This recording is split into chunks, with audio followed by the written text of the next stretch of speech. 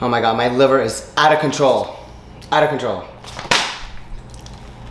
Hey everyone, welcome. It's Miami Life and Fitness. Thank you so much for everybody that's joining me in the fitness challenge. They're doing really well. I'm really proud of my girls. And thank you so much for everybody that's been doing the consultations with me. I appreciate it. Hope that everybody is learning and taking home information and applying it.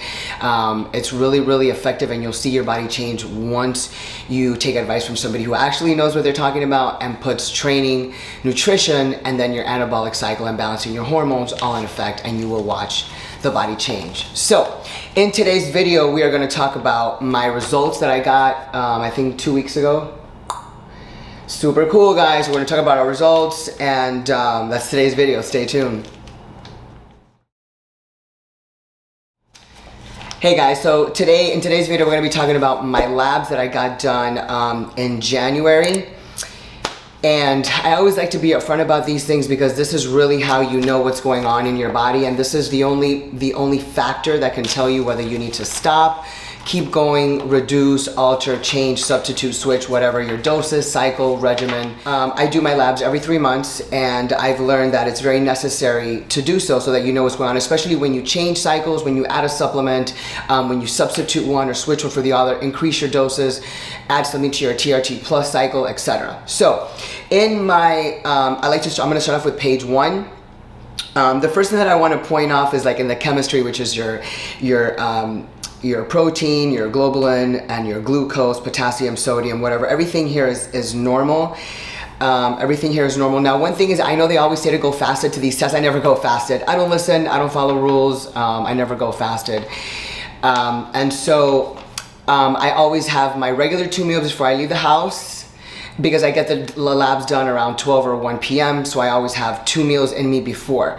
Now, I just want to point something out that to me, this is just to show you how it really doesn't matter when you have this much muscle mass, that you really cannot go fasted to something like this unless you're going at 5 or 6 in the morning as soon as you immediately wake up, crawl out of bed, brush your teeth, wash your face, pee, and get out the door. So after my second meal, my glucose level is still low. You know why? Because when somebody has this much muscle mass, when a person has a lot of muscle mass, the glucose with the glycogen, basically the muscle absorbs it immediately, because that's how you're going to keep the muscle full, because that is exactly what the muscle needs. And every time I get my labs done, my glucose is actually very low. I've actually been told that, oh my God, it's under 20, you're going to faint. But the thing is that if it was really that low, I would be fainting and going to the hospital. But it's because the muscles absorb it that fast. So you'll see here the glucose is a 35, and the level should be 70 to 99. As you can see, I am 3 times under the amount. 3 times under the amount. Go figure, go figure. Next on the list, we're going to talk about the bun, creatinine, and liver. And following liver, we're going to talk about cholesterol. So my liver, so there's two levels, 2 measurements of the liver enzymes. It's the AST and the ALT. And one of them is normal. It has to be less than 33, which is your ALT, and it's at an 18. And then the AST is just a tiny bit elevated, literally 2 points over. So it should be under a 32. I'm at a 34. So as you can see, remember, I've been taking Primo, and I was taking MPP before. So as you can see, if anabolics really did that much harm to your liver, they would have been at 40, 50, 60, 70, 80. They would have been just mind-blowing numbers, and they're not. So they're pretty good numbers, AST and ALT. I mean, that's pretty normal to me. 1 point, 2 points over, that's really nothing. All right, cholesterol. My cholesterol is great. It's under a 200. Triglycerides, as I've been told and as I've learned throughout the years, cholesterol is very good, and it's actually very healthy, which is why we need fats. When people say you need to eat a little bit of fat, a little bit of healthy fats, that's going to contribute to your cholesterol level. So healthy fats contribute to a healthy cholesterol level. So a healthy cholesterol level is good. It doesn't mean it has to be low. What actually is in an unsafe zone are your triglycerides. Your triglycerides are basically what thickens the artery, and it's going to cause the blockage within the artery. So really what one has to be focused on is your triglycerides and not the actual cholesterol. Triglycerides should always be under a 150. Mine sit at a 77. So again, healthy arteries there. Completely healthy arteries there. Now we're going to get into HDL, which are your high density lipids, and your LDLs, which are your low density lipids. So the high density lipids are the good cholesterol, and the low density are your what they call the bad cholesterol. My HDLs, where is it? My HDL is at a 30, and they should be over a 50, so I am a little low on that. Apparently that does have, you know, obviously your lipids have a little bit to do with anabolics, because I do eat really, really healthy. Some of the things that I do eat that are not healthy are whether it's maybe a little bit of like graham crackers with a dark chocolate, some gelato from time to time, and some granola. Those are really my go-tos, my things that I love and that I enjoy and are really my little treats, whether it's on a day-to-day basis or on the weekends. But I love little boberías like that, so a little you know, granola, a little bit of gelato, and so forth. I'm not sure how much that affects your high density lipids, but they are fats, but I'm not sure. But again, I'm really not worried about it. My LDLs, which are my low lipids, are 117, and they should be under 100.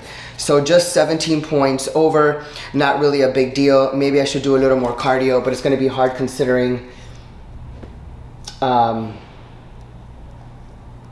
it's going to be hard considering all the walking that I do with Sarabi. It's going to be really, really hard, all the walking that I do. So as you can see, my blood test, everything is pretty on the up and up. It's pretty good. My next one is going to be the hematology report, or your metabolic panel. What they call a metabolic panel is your hematology report, which is anything that's blood related, your platelets, the thickness, the red blood cells flowing in your blood, white blood cells, etc. White blood cells fine, red blood cells a tiny bit high. My hemoglobin is a little bit high. My hematocrit is a little bit high. Again, anybody that's on an anabolic cycle, do not freak out if your hematocrit or hemoglobin or RBCs are a little bit higher than normal. Any athlete, you can be a professional cyclist, a professional skier, professional swimmer, professional runner, professional gymnast. You are an athlete, and your body will tend to have more red blood cells because that's the oxygenation that runs through your blood.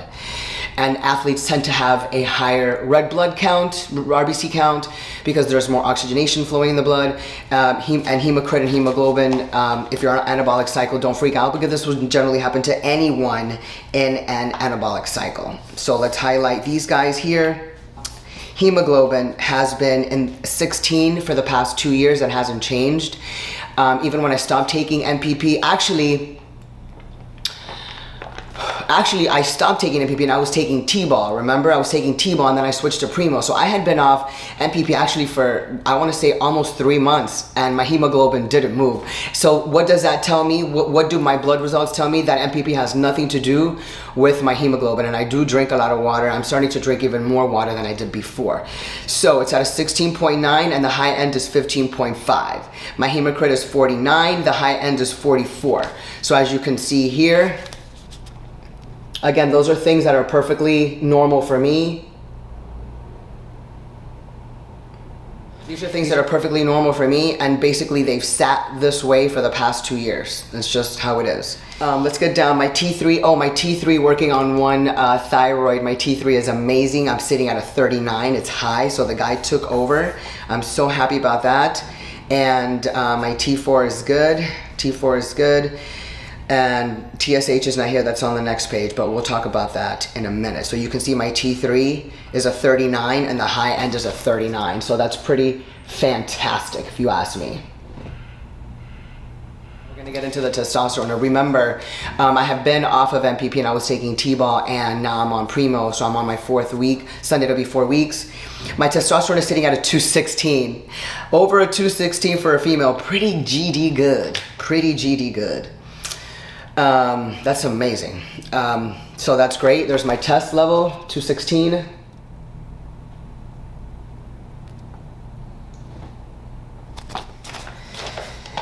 And free testosterone is at a 71. So that's really good. I'm really excited about that. I'm really excited about the free testosterone sitting at 71. Noor, this is for you specifically. This is for you specifically. SHBG is your sexual hormone binding globulin. So you do want SHBG to be somewhat on the low side. You want it to be normal and on the low side. Why? Because when somebody has high free testosterone, which is the free testosterone that's floating freely in the body, that's not binding to anything, which is actually the important one, because you can still feel like crap if you have high total test and low free test. You can still feel like crap. But if you have high free testosterone not binding to anything, your SHBG will never be high. It will always be on the lower spectrum. The higher your free test, the lower your SHBG. It will never be high. You will never have high free test and high SHBG. Just won't happen. SHBG binds and grabs and holds and connects to your free testosterone and kind of robs it and takes it. So it's almost like there's money floating around. I'm going to rob it and I'm going to take it. So the SHBG binds to your free testosterone. So when you're looking at somebody that has low free testosterone, look at their SHBG, and usually the SHBG is high. That means it is eating up all of your free test. Progesterone. My progesterone is a little low, or maybe not. I'm in the follicular phase. It's kind of not. I guess it's pretty normal. I mean, it's follicular phase is 0.05 to 0.19, and I'm at 0.06. So my progesterone is on the lower end, but it's still pretty decent for me. My vitamin B12 is good. Vitamin D, that's also very good as well. 78. High end is at 100. Vitamin B12 is at 568. High end is 1200. My growth hormone is at 0.48. And it should be between 0.05 and 8, and I'm at 0.48. So I am low on my growth. So I may need to take a little bit of growth hormone. I am taking ipamorelin now, so we will see. So we will see on the next test what the growth hormone, because insulin growth factor, your ipamorelin, everything is to increase growth factor. So let's see how that goes. Iron in the blood is a 34. The range is the saturated iron. Saturated iron is a 34, and the range is 20 to 55. And your last page is going to be TSH, which is your thyroid secreting hormone. So that always needs to be at a free flowing level to keep your thyroid flowing healthy. And I am at a 3.28, and the range is 282 to 4. So I'm at 3.2. Excellent. Okay, guys, so that's it. That pretty much concludes the most important things of my blood work, which is your thyroid, your hormone panel, TSH, FSH, iron, glucose, metabolic panel, are your blood, and your hematology report, which is anything related to the blood, cholesterol, anything else. Everything is pretty much good. I'm very happy and satisfied with my tests, with my levels, with my ranges, and where I'm at. Everything is good. And like I said, I don't really worry about hematocrit and hemoglobin, because when I'm on NPP or when I'm off, it's always sitting at the same number. It's always sitting at a 16, always sitting at a 16. So I don't really worry about that too much. I think once it gets over a 17, 18, 19, that's when you're in a more danger zone. And I think that is when you need to maybe donate blood or do something else. But if you're not there, then you're completely fine. I mean, there's really nothing to worry about if you're at a 15 or 16. And if you're on an anabolic cycle, it's completely normal, so don't freak out if it is on the higher end. Remember, when you are an athlete and your goal is to go to the gym and build muscle, you cannot be compared to Fat Betty Sue and Fat Pedro, who are sitting on the sofa together eating popcorn, donuts, and muffins, because their ranges cannot be compared to your range. You cannot take a professional baseball player and compare them to somebody that is obese. Those two people will have a completely different reading in all of their levels and their panels, and they cannot be put in the same ranges. They are two different people with two different body types, two different purposes, and two different structures of their muscle and their body fat. So don't think that if a doctor tells you, oh, you're fine by whose range? By the guy that's anemic, the guy that's bulimic, or the guy that's obese who's getting a gastro bypass because he's 475 pounds. You know, what does that even mean? What does that even mean? You're okay for your age, or your range it's in the range. Says who made that range? Is that range fine? Is that range normal? Is that range accurate? And who says that range is fair? So anyway, that was my promised video of my blood work. Everybody get your labs done every 3 months. Get your labs done at least every 2 to 4 months. Please get them done. It is very crucial. If you're on a cycle, or if you are over 35 years old, please get them done. It's imperative that you do this so you can check your hormones and get them balanced so that you can feel good and live your best life and live the best quality life. Everyone have a great evening. Have a great week. If you have any questions, you need a consultation, go to my website, www.miamilifeandfitness.com, and schedule and book your consultation there. Or you can email me at miamilifeandfitness@gmail.com, and we will get in contact with a time frame to schedule you for a consultations. Any other questions, email me, and go to my Instagram and check out my Instagram at miamilifefitness, and that's that. Comment below if you liked the video, if you found it valuable, and if you are interested or have any questions on the labs, comment below.